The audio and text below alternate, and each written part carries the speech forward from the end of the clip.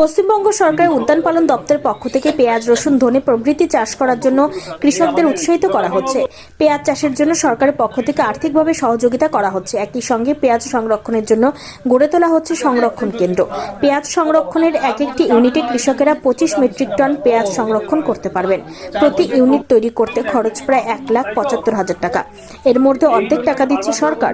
অভাবী বিক্রি না করে কৃষকেরা যদি অক্টোবর নভেম্বর মাসের দিকে পেঁয়াজ বাজারে বিক্রি করতে পারেন, সেক্ষেত্রে অনেক বেশি দাম পাবেন।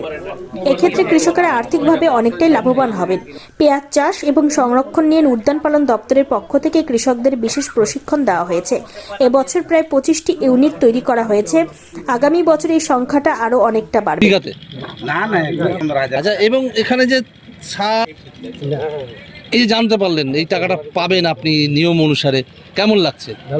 ফর্ম ফিল আপ করেছেন? জানতাম না যে এরকম সুযোগ সুবিধা আছে সরকার থেকে। আজকে জানতে পারলাম যে এরকম সুযোগ সুবিধা আছে।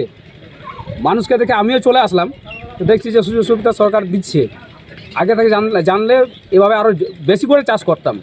আচ্ছা, আমাদের মাননীয় মুখ্যমন্ত্রীর নির্দেশে আমাদের সকলেই এখন গ্রামে গ্রামে আমরা যাচ্ছি। তা কালকে এই কর্কচ অঞ্চলে আকিরাপুর গ্রাম দিয়ে যাওয়ার সময় দেখলাম কিছু চাষি পেঁয়াজ চাষ করছে। উত্তরবঙ্গ জেলাগুলির জন্য মাননীয় মুখ্যমন্ত্রী ঘোষণা করেছেন এই পেঁয়াজ চাষিদের বিশেষ কিছু সুবিধার জন্য।